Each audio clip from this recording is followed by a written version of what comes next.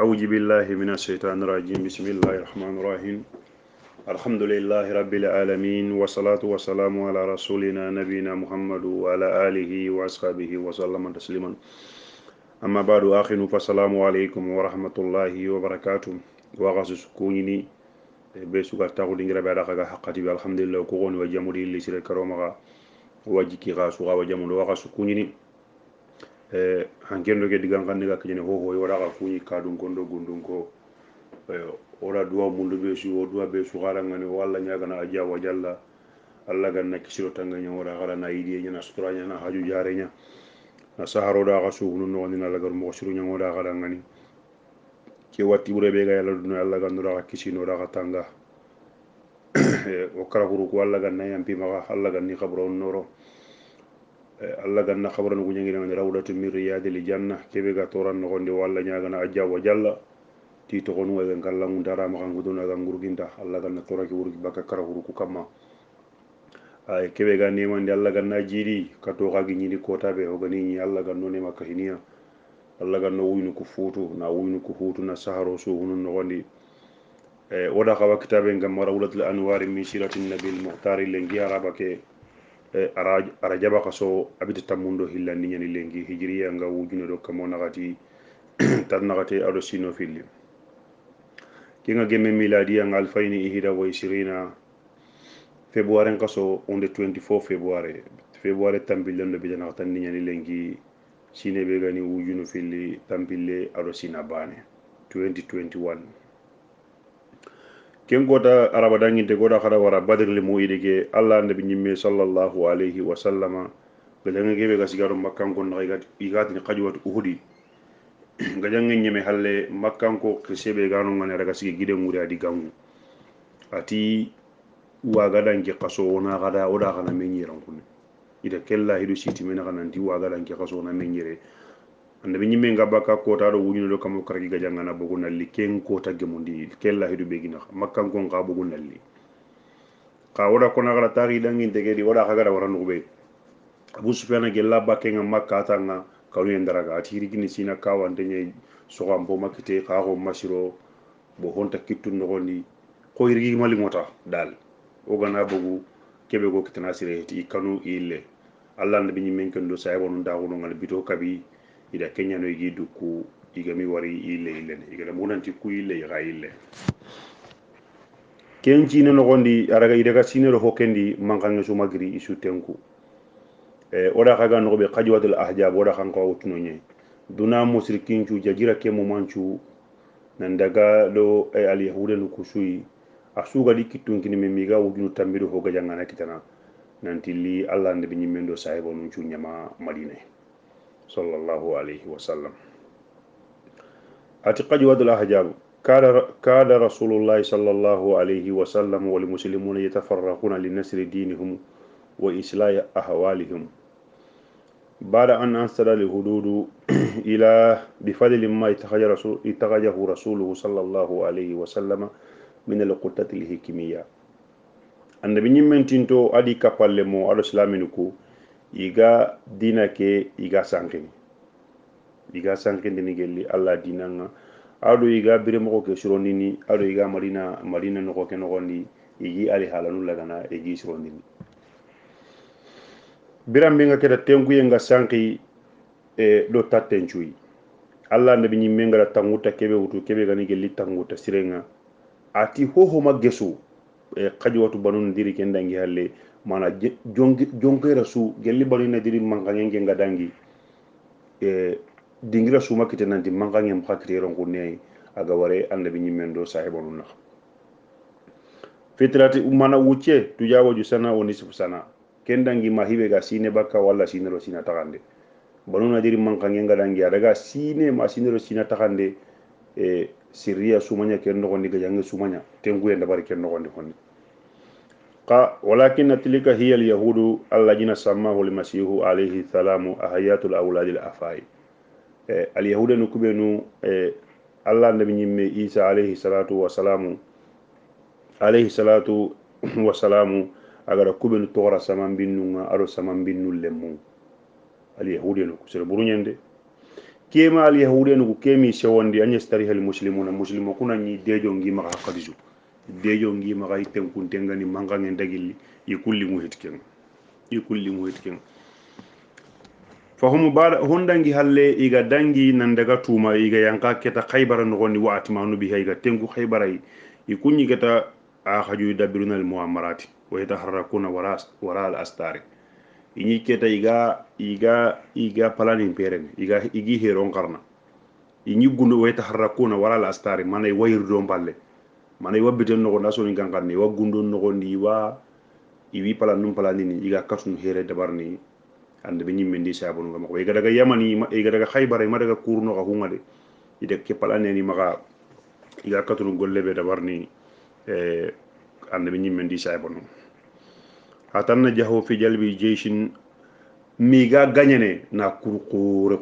ko me kure ke be gabe ngani gelli khabayla no gelli arabun qabila nunga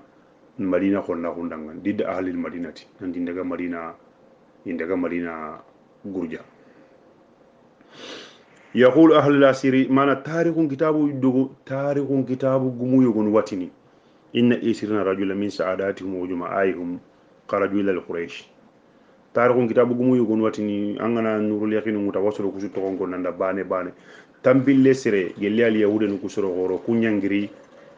نانتري كاتا قريش غانكونغا ناندا قريش غانكونغا يهاردونهم على خجو المدينة إذا قريش غانكو كونيوكني نانتي ميغانا مدينة كلها غاني غجا mana nan da minyin mendi sabonu laga yini gaja wa waduhum quraish qara allah dum wudi dangani nanti wakka piya widi mana ina allah da minyin mendi sabonu gaja wa wadahum bin nasri mana quraish ga gonda allah dum kinya nan do waga nyimini kaga na mahamudu gaja ke o kusu kon nenni o kuda kasuna kon na bane kay wore menyani asigo ka ne ara ke da baro kaga ga de la gaja ke o suwa ina gai on daga oda na mahamudu gaja فأجابت لهم قريش وغير كن يكون نغرا ثم جهبوا إلى قطفان إجري قال إذا كتا اليهود نقبل بيغاتني بنو قطفان إذا كتا قطفان نا قول لهم قولي لنغن فأجابوا قطفان غادوني ننغهي ننتين دغا الله نبي نمندي كفل لهم جمالين ثم تافوا في الخبائل فأجابا عدد منها إتوكتا إيغا ولا قبيلة نكسونا كتا kabila be suik nat nanti kabila be wado ke sembe ngadi ko janga no ngabungi maka inyara kata gaida kana digamu ida kana digamu iga honu na dungi sir gabe di nyimi gelli arabu ko kabila nunga ado al yahudu no kabila nunga nanti i wada gana ande be nyimmen di kapalle mo nga jamadina ni sallallahu alayhi wa sallam radiyallahu anhum jami'an summa taharraka hawla il khamu jami'an ke jama qurashu gri keta nan nyonke tahta qutati man saqat manay gri keta ke jama qurashu gri nan nyonke miga kinyene madina hon ballu fi jamani wahidi ishuda ka keta miga kinyene madina hon ballunga butumbuy no gondi ado konna gudo butumbuy be gimaka ishu yonke keta miga daga na sahu madina hon ballunga asuran wal hafru al khandaga allah nabi nyimme gella gada mugunanti ku gada jama ko rek ko menanti warni idi kapalle monga jamadina yi ada hurma yamin ko khidali taqundi wallahi megati wasarun fil amri fa ija ajamta fatawakkalu ala allah angana hibe kitay khiri magati wahyu ngoyan kana ngale angana kebe kitay khiri yandi na wara menaka kala sagundi tabalin kam magana négociation da barakam kembre kasuga na hanke nanti kawa kebe da warni kanatu kana ka sembello kana hinu kini alla ka suna wakile gen kam kana da bari ada adi ka palle mon kila di tagundi ati kurembugu iti wakatoy horna mani gada barni because khibare nga kinyen nanti ke kuru gore giri parce que kembere gana giri katiga kina gai ken to ko lengi kiye kemko alla way nanti o gira gai lengi ko manende lew kinya gai kharawa ko yili nyana ne khaso kami wari bo kata ken nogondi khaga na kam gon parandi khaga katun gilli khaga siki kane mo be khaga yontu ndenda barne khadu kamma ado kana burundo khare mundo ya kun kamma khaga na ga sembon pakenda bari ali kapalle mon kri nan dona man gada barne annabi nyimmen da sawaran da bari ashabahun fa sara salman al farisi Salman al Farisi yamani ganki Farisi ganki nyen radiyallahu anhu annabi nyimmen kapalle manyana sahiba nyen akenga gelli Farisi tunga nyugulle menyen ho gara honne gara taru ni Salman Farisi ne gara tambiye be wardo dina murundenga anda kenga Salman Farisi na ganyino ngani al yahuda no modi no ngari de be no gondi kunni imbi batano nye aga dina ke muruno aga dina ke yare muruno kembere kunyi ikunyamani ikunyi imbe nyabata Farisi nyi imbe nyabata al yahudiya modi no ngari de be ndi tayo wo mukunu nyani gari igidi dina changi ndenga mala kata ara ko habenda ati haba ati kira dina gumu yogon warlenge parce que Salman Farisi na kenni sere alingi habe gada buru alingi habenda buru ati da suro warlengi iga dangini ay batira kenga kunga alla batta mogobe al yahudiya no nyeni ikira simman babo kunta kille kamma o kunta kille kamma de o kunta kille kamma ken kanye ko habe gada gani so kante ko dabari ati andaga Kenya hayi adaga na Kenya hayi adaga na Kenya hana daga na buga nari ari intenga adangi do kumbatano agare aram gonko haba i haba dangani ato kunta kille kam ati gara hige saga ni haba dangani haba tadangani lemme angara kebe ara maka marsade dunal lagare nyene jamal lagare dina kurmanu kwan o galle gal to on to galle kam ati di hani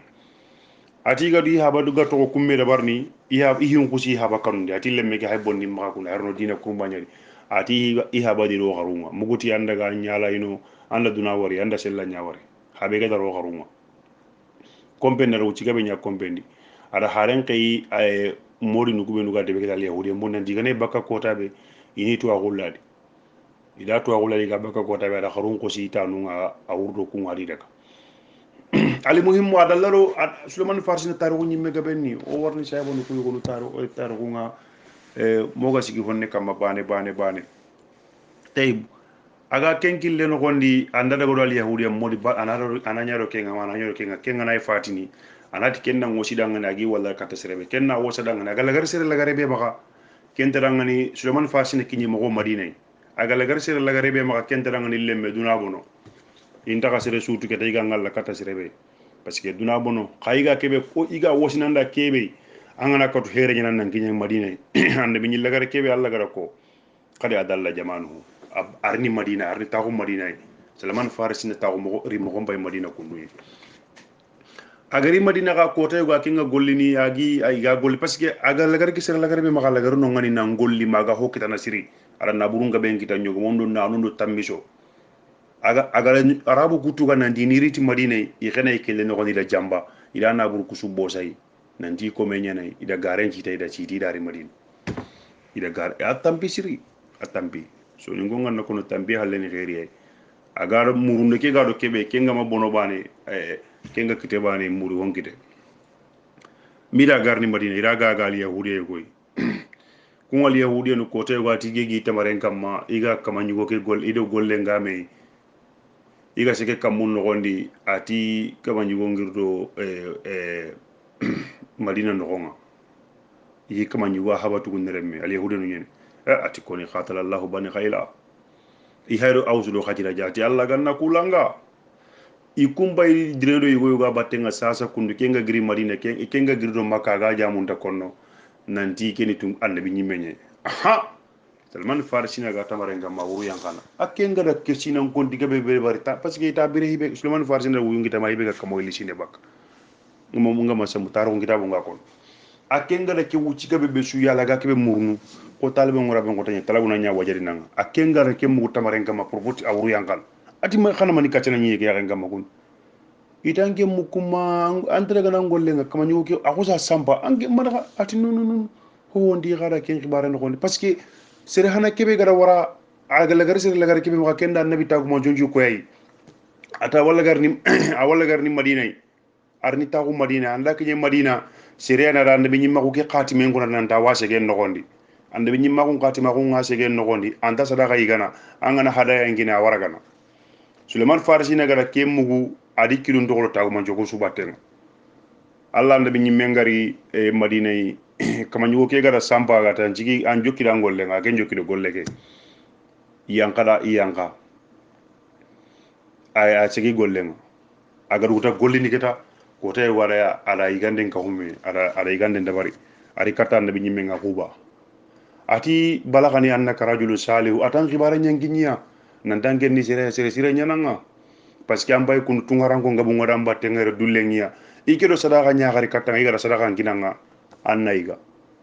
gella gadi sadaka ndibane alla bi nyimme lato bakay ati shaybunu ngati ko palle mo naka kunnaiga Suleiman Farsinati ati ti du dangani he ngaram ko ke gara tagu manjebe koninda nda tagu manja hanan ge ngara tanda sadaka igana amadu nge igande igana aw uciga karakada ati ille gadi ada a golli kada kada hokita kada da ho dabari ada ri kata Allah fareng atan genni sire nyai anda sadaka igana bo ka lengi ke do ken go do sadaka le amma iga lengi ke do hadaya nyalla ngana kinanga ati annabi nyimmenda hoyiga ati kapalle monda imeda hoyiga ati din garam mo gara golle be ko ninda tahilla nim bay gadi de nda dalili hillandi ngari keta to mo ne sikandi annabi nyimma ko ke khatime na ke ngara segege annabi nyimmen cegen no kondi ati baski garam mo ko dara annabi nyimma ko khatime ke wa segendi tay Allah annabi nyimme akapalle may wono yigatini kulsum bun hidimi ngam mo ngura to ko Suleiman Farsina tati taskani ge leri ni nya annabi nyimme nan ken chahi ban fati annabi do sahibu ngada gana idega igo ke buru keta Suleiman Farsina ke yari awado annabi halle ala akempa tagu man jamurne mi wa katuna annabi nyimme ke khatime ngal Allah annabi nyimme sallallahu alaihi wasallam sere sobin denyani gella gratuna ndiki hay halle hay tagu man jamurniya aga tagu agada ada droge ke bogu ari droge mbogu segege na annabi nyimme ko ke khatime na bangandi sella ngara wari Salman Farsi na gada wari ya daga biha kama ga wunu ika palle mangala kebe ko dida ke ha ga wunu aga biha nabi nyimme ngamba aga sumbuna ga wunu farenta ngiriti halle ali ta ko kane adi khisan cu ko annabi nyimme ndangani iga diraga mo be iga bagay mo be na to nyangu na katu na kesu dabare atali annabi dangana kota alingi annabi dangani agadi ntari gumugo alingi annabi dangani ahalle annabi daga nan dina ana mukataba gunda bari parce que comme heta yanda daga na mukataba gunda bari ato ko gadi ado kama nyugo kenche adaga kataya ado kama nyugo nje ati ada khalsin pake wuto ada saka kama ata nyille gara na kamosiki tamartinga na lelu ana kunju minindi makara ada dingira khoren ko yayi gadi ni gore nan dan na kamosiki tamartinga lelu ke no gonde harbane makara anna ki khalsin pake bagandi angana ke baganda na daga comme heta ise heken no gondi ida kentuga ati tamartini pakke be agara kona lelu ati annabi nyimme alli nanga hoy no de ma tamaru kulelu igana kummen jogo ne tamare su ke tamare su walla kummendi ina kini annabi na tamare kerondi gumban no gondi kamo guski tamarati wallahi harbane makara mar Salman Farsina uri do badri gajangi amatta be no ngani ka kenda ngi halla annabi nyimme nga sigi dingira suyi arono ngan kilenna magilo tay mo barago no yokusati Salman Farsina atina khanda kan choko ina khanda kan choko mana katikare osuwa kabinan katikare ngentu ina kabinan katikare choko o kubenu ko tungal lemmo nga tungal nyulle men Salman Farsine Faris tungal nyulle men atuna katikare nya sokono o gona katikare choko bununde singanari mo anga nyamo Allah nda gumba ke bontana nandangai anga ga yang kanu ko no warne ho ga yang gumba ke no gondi sabu nda in lankara keta to ko una bunnu nya sedini me seranda wuru nandangi ndali katoy a to ko keta na bunnu nya sedime tay Allah nda bi nyimmenga ada ittafaqu alayhi adungel Sulaiman Farsina waray ke ida waray kewtu wa haysu inna limade tahutu bihi al abati ay harratun hiya al hijaratu madina kaga mo be gidu nyanda madina yori asuda no ngari o ga daga no nga mo be sasa ke masinu ngi maka wakilu go wi karna kembere kenta kesun dadi angane segene na haran dingira nyimbe kita gollen to tay madina ga gidu nyanda madina yori na udugel likki mbaka ngana daga makin kennga aro tatte ke su sargo ke la tasihu dukhulul askari illa min jihati simali mana madina ngana daga do kimbaka mbange kinkenna mbange bambu mbange tato wadi sahilin gilla loye landa nyene ke sudi loye nyinati no bane mannan loti madina no ge mbange mbane adribullah ko masala misra ba maryam wagan serebe ga daga misra ba maryam nangirti sare hande kille mbang alla ndarnoti no ngani parce que madina ya poti mbati no nyesa burkanu kenati no nye gidi buinde ke alla ndarnoti no ngani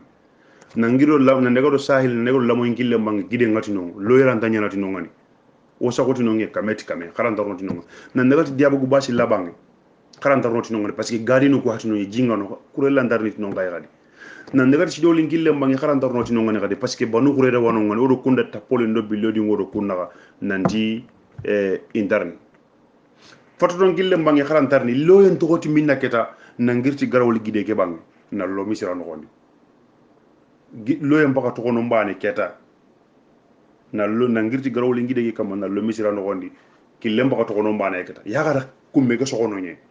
na kati kare ke soko kenye tay ida dingira ligin delaga na gere gere na kumme sokono ngani o huwa na haw mayla ida kumme ke soko kati kare ke soko mayla no gonyede parce que mayla muma nyana no ngani ana ida kenya soko na nyaki na katikara lo ni no ngani allah nabi nyimme sallallahu alayhi wa sallama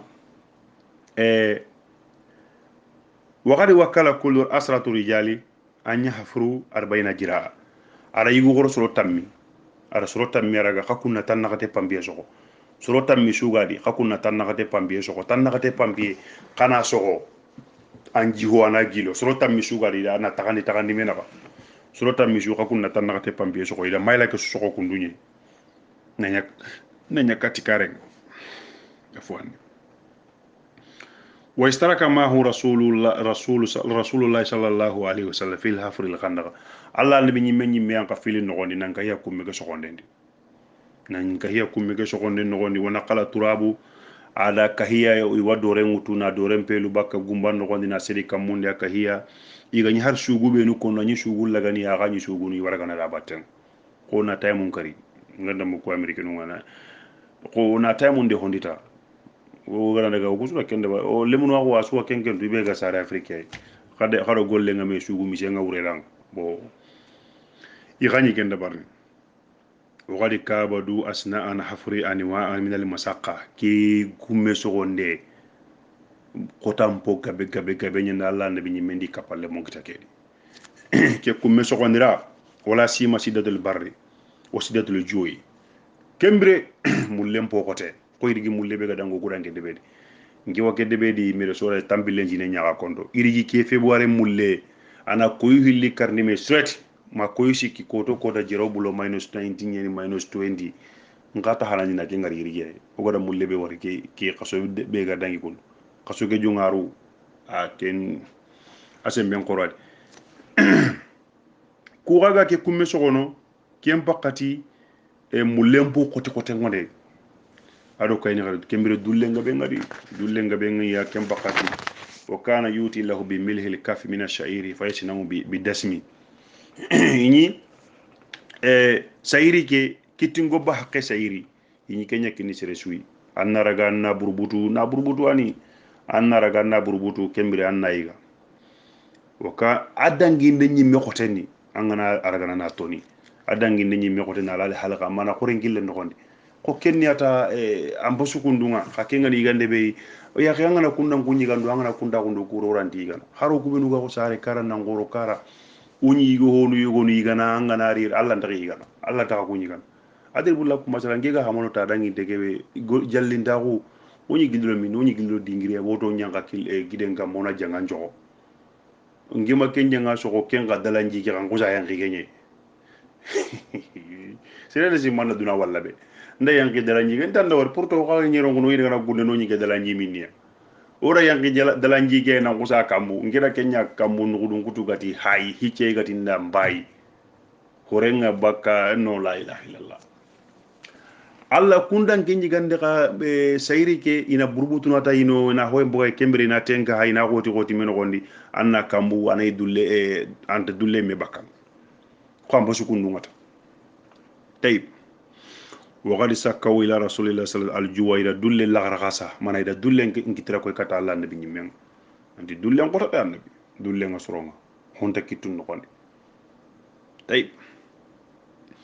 i warindi ino gonunga na gide laga angana le dulle ke maga ange fakke manya annabi nyimmendi sabunu dambi o kullengi ke galla gara ke dema su be wure koro kanduro ko to koro maga nema ke hijiri ngalla ko koro nyalla ra ko moshrunga ona Allah batu nyamage kammo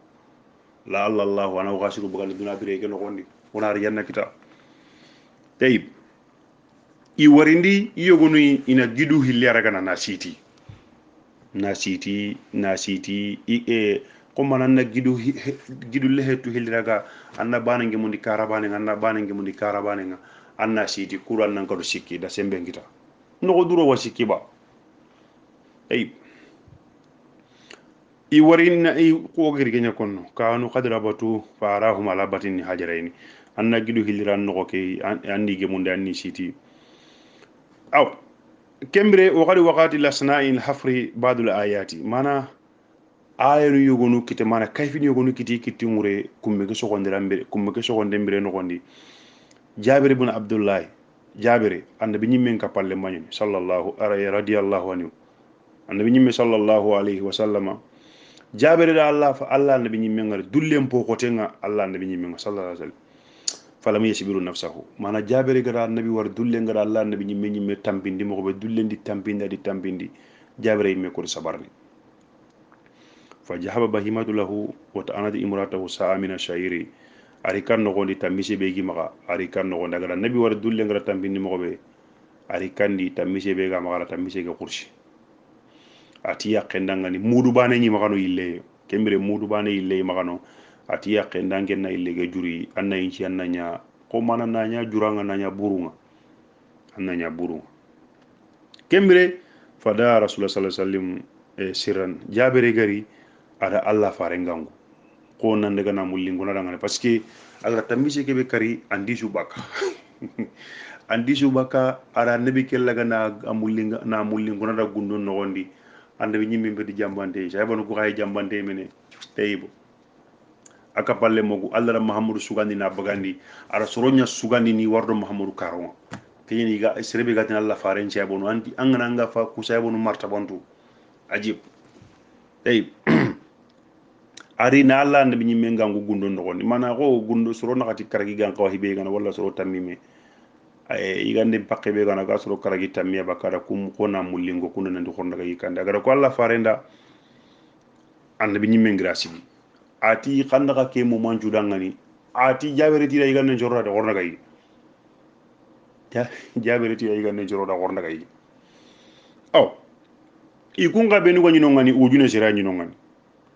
ujune sire angana kenda gundi o gudo fulana kurasanu dambu ngona ta ko kunko loyi boyino o gana ko tebe to kay kenjembe logono ade anga wala hadise ndi riwani nyogonu jabere do yakake mi ma yakake mi na songo jigindi ko mi igaja imme atibi kosi alhiga nyana garande nya nabi dangan parce que igande be gi kum magara ngundi kenta dangni soro karagi tammi gan soro tummi soro karagi tammidi angen daga wujune mu mankari kata ke nyigande sasa ku ganari ku su ganari ati ke iti annabi dal daga annabi da jaman jugri awiri annabi ga gira ati jabere ti igande jor horna gay tayib wujune ke serebe gano ngani isu yige kan be nyimmen di dangal li sarti ati kagana kinye kage serebe gani sama kama barama ke yang kandide kama gine ke yang kandi gari ngarang ngar birabe khab serem ma la kata buga serem ma gine ke yang kandi na bugi palasi ande bi nyimme ri ara gine yang kandi ujune ke serebe gani no ngani shu yige mi ga hakka ha fa majalat bur al burmatu taqutu harsa barama ke mo wanna simara ho mo ke khayalla kay fi way agara nyande bi nyimme ki temure soro tammi gan koy gande be gana wujune seren jurin na suna nyige nan pogu har sandini gande ni mo konyede igande ngiri minna allahu ajja wa jalla bange allahu ala wa alam igande ngiri allah bange di igande barama nga harsa awa hinni mo kondi buru ge gabe harsa mude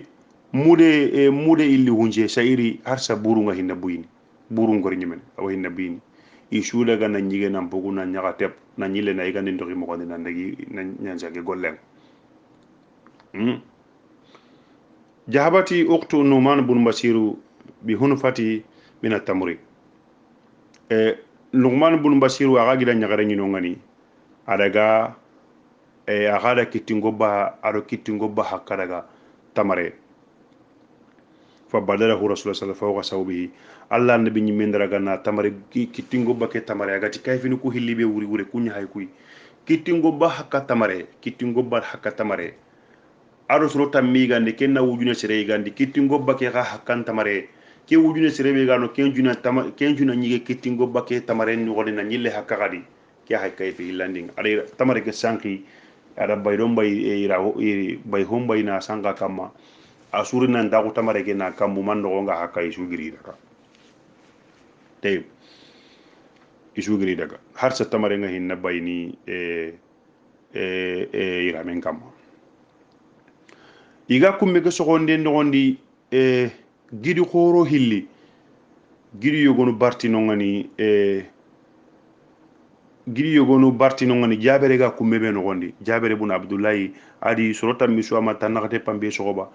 jabere ke nga gumma be nogondi gidi khore go barti nongani adi kapalle mo ida sopi mogo mani ida pikas nyogona karam mogo akara nengoto annabi ñimme an ka gumba ke nogondi sallallahu alayhi wa sallama ada wa darabaha bilima wali mana da katuti piku ke keta katundi hoke keta pikasi yaga da katutay gide ki nyangana fa adati kasiban mahile ay ramulan agara sambata bane asu sanki nanya layta masaku mana nanya dori jurangata kasiban rahima anya dori juranga su sanki anta kamali dime ki gai kayfiyo go alla gadanya annabi ñimme ndi kapalle mondangan warade li barray al barray bun ajibi khaga gumba be no gondi akhaga ti karabe agaro soro tambi be gi gumba be no gondi gidi gore go ga barti no ngane kadi mana yi gada ken katu mogo i kora karna allah nabi ñimme sallallahu alayhi wa sallama ay meri ay nga gumba ke no gondi kadi ara katundi holla giya ati bismillah summa darabata bil mawali fa khatiyatu ada katuti mawali ge kadi mana iga kumbe njokro tigi pochungu njokro gule ngonati pikasi kedata ada katuti pikasi ke akuti kutiyei wa kharaja minha dawun qurayem bogay allah nabi nyimenti ati allahu akbaru allah goreni utitu mafatiha sami ila sami holla qen ngarlemu ke quraybe ga bugu kundu allah ra koyina ndo warni same nguni o warno same o same wonno nguni wayni la anjiru ila khusuriya sasa kundu al ahmar ngi hayni katta sasa kundu mbayi komboku nyaagi komboku gagarno nongan wallahi sadaqa rasul sallallahu alayhi wa sallam irino nguni umar bin khattab ke sayabono ndo irino ngan islam ko juro ni nongan amul bunul asinu kunyan daga de misranu na rondi nongani summa daraba saniyata ayla kata tahilandinga kadi ayla kata tahilandinga kadi ati ida gani misi wasana ndo da farisi kangunyi wala farisi kangunyi mana a hay jamanu akondo kembere kundu ko masala nadri wala ko masala sembe na la rangani ana ile sembe nyilla na nadengi ago kengo da ngana mugo o degu menga ato kaga na diga mononti god bless misra ba maryam amerikanu ngake ko noyidi kahira ko sinda diga mu no ko sinda diga mu inati allah nganna misira wuru angan na ameriki wuruki god bless america ati dange diga me kahiru nyende alla di dange duwa wada jabide masala gambia ganati o kudangani ida ikunda ameriki munyi ilu anguru ameriki kam kembere kunjamanu alla gollem bana la wanyana kunjamanu na munyi taybu kanyil munafiqun jankani rongani sage gadi agara katu tasikandi atanyemi atoda yamani kangunyi tahilandi ngato tahana ngati ida oda same ngunyi tahilandi ngato atoda farisi oda ngunyi suleman farisi na kara atoda farisi gamara ayilla kata tasikandi ngato da yamani gamara in kata di sajada agara katu ke tasikandi ya gide laga kare parce que ta sugara nda katu gide ke na sehe annamu ko Allah to ida ke dingira ngunyo dangani tasikandi tahilandi ngora ke ida ke dingira ngunyo tasikandi nga gidenje ken tasikandi ni giden kare na nyadore jurang munafiqu ni wenu gani gara sangi itati oda same ngunyi oda yamani ngunyi oda farisi ngunyi o ku hayta ko ran gonne kanu en bane maka sere suran daga na hari hompalle ken daga haji tuge o kuma katu kuda ngani ran gonne ken daga munafiqu ngun lo na sangi lo gollen mu'min ngun ngani kunda to ngondi sallallahu alayhi wa sallam mu'minun gara wari ko Allah gara ko mo ko be ko agara ko ni agari khibari mo ko be bayna tarafay khandaga kacangilo to ide urugo na kana wa parce que qajwadul ahjabu ke peut-être akhanyina taxu sike ma nakato